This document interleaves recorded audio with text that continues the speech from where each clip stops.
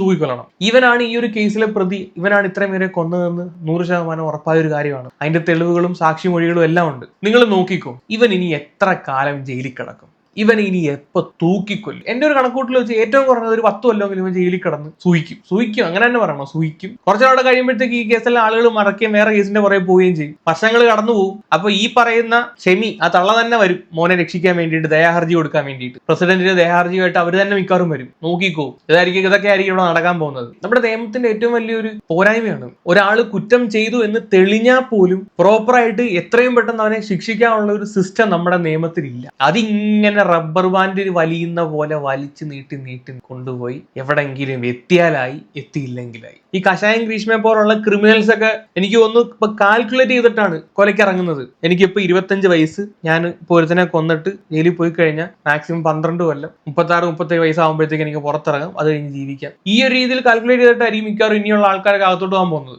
ഞാൻ ഇപ്പൊ ഈ പറഞ്ഞ കാര്യം ഈ ഗ്രീഷ്മ തന്നെ പറഞ്ഞതാണ്. അന്നേരം മൈൻഡ് സെറ്റ് ആലോചിക്കണം ഇവരുടെ. ഇങ്ങനെ ഒരു മൈൻഡ് സെറ്റ് എന്തുകൊണ്ട് വരുന്നു എന്ന് ചോദിച്ചു കഴിഞ്ഞാൽ നമ്മുടെ നിയമത്തിന്റെ പിടിപ്പുകേട് തന്നെയാണ്. ഇതൊക്കെ ഇത്രയേ ഉള്ളൂ, ഇത് ഇന്ത്യയാണ്, ഇവിടെ എന്ത് തോന്നിയ ദിവസം നടക്കും എന്നുള്ള ഒരു മൈൻഡ് സെറ്റ്. കൂടുതലൊന്നും പറയാനില്ല ഗൈസ്. എന്താണ് നിങ്ങളുടെ അഭിപ്രായം? താഴെ ഒന്ന് കമന്റ് ചെയ്യുക. അപ്പൊ ശരിയെങ്കിൽ ബൈ.